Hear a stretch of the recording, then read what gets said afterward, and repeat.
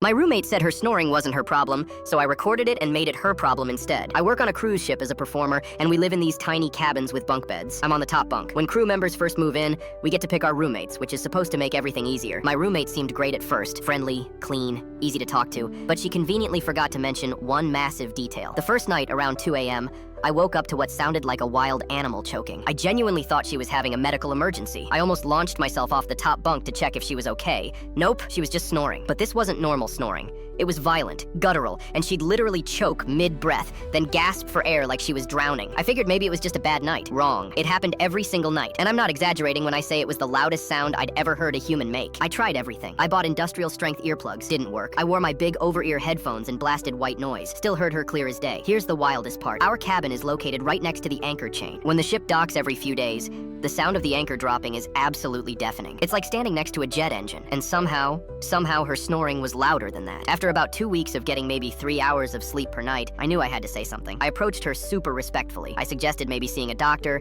getting a sleep study done, or even just trying those nasal strips. She looked at me like I was being ridiculous. "I sleep fine," she said, shrugging. "So it's not really a problem." I tried explaining that I wasn't sleeping fine, that I was exhausted, that my work was suffering, that I couldn't function. She just brushed it off, said I was being dramatic. I even looked into switching roommates.